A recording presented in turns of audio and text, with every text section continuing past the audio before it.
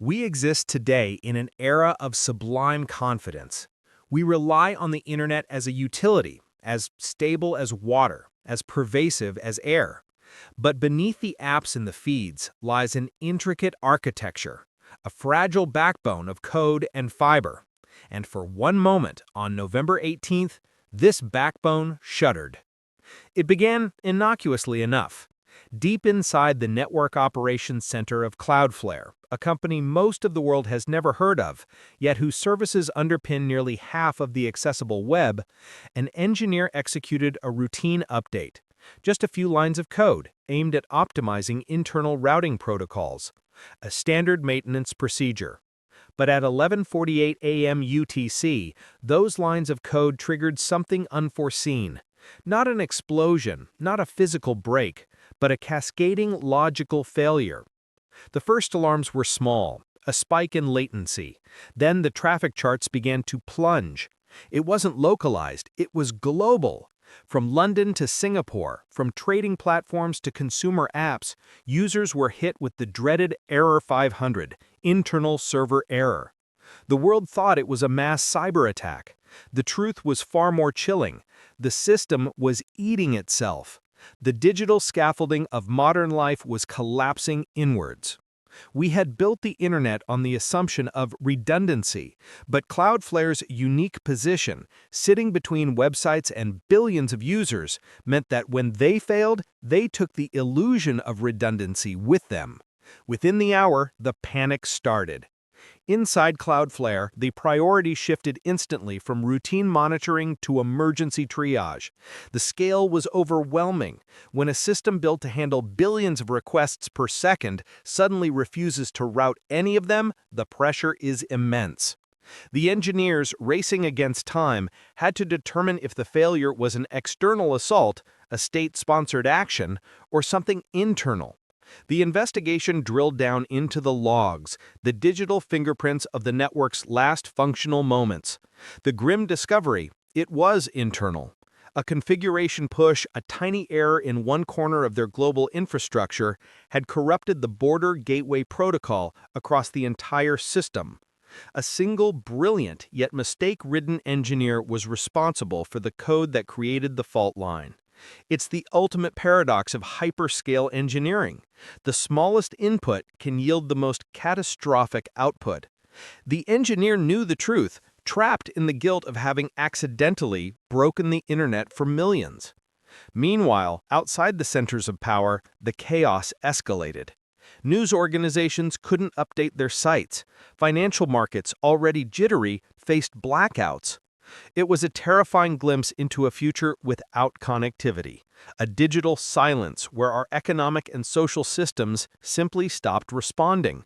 The world demanded answers. Cloudflare could only offer silence until they had a fix. With the source of the rupture identified, the solution was now a matter of timing and execution. It required deploying a critical fix, a massive network-wide retraction of the faulty configuration, but doing so on an unstable, volatile network. This was the moment of highest risk. Attempting a global fix on a broken system could push the outage from temporary to permanent.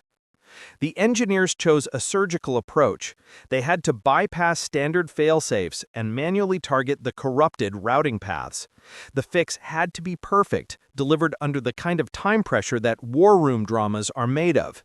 Every second the network was down represented billions in lost commerce, and perhaps more importantly, an irreversible loss of trust. To stabilize the core and allow the fix to propagate, Cloudflare made hard choices. They had to temporarily disable certain non-critical services, sacrificing portions of the network, performing a controlled amputation to save the whole. It was a race against the clock, fueled by caffeine, adrenaline, and the shared knowledge that they were, quite literally, holding the digital world in their hands. Finally, after hours of agonizing work, the first green lights flickered back on. The routing tables began to correct themselves. The tide had turned. The core systems stabilized. Websites began to sputter back to life, registering high error rates, but returning nonetheless. The worst was over. The internet returned, but it was not the same. The fragile nature of the system was now undeniable. The outage lasted only a few hours, yet its impact was monumental. The Cloudflare CEO faced the media acknowledging the internal degradation while successfully shielding the individual engineer responsible for the coding error. The company would later detail the technical cause in a blog post, a transparent but chilling account of how close the entire system came to total collapse. For the consumers and businesses that rely on the web, the lesson was clear. Centralization creates vulnerability. The reliance on a handful of key infrastructure providers, no matter how robust, means that a single point of failure can halt the world. Corporations immediately began auditing their systems, exploring multi-CDN strategies, determined to never again be held hostage by a single technical error. As for the engineer, the coder who accidentally broke the world, they earned a bitter badge of honor. They had witnessed the digital silence. They saw firsthand the immense power invested in their keyboard and the responsibility that comes with managing the invisible architecture of global connectivity. The network is running again, fast and silent, but the memory of that day, November 18th, will linger.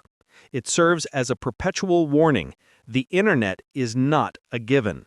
It is a brilliant, fragile, human-built construct, and its stability is always conditional.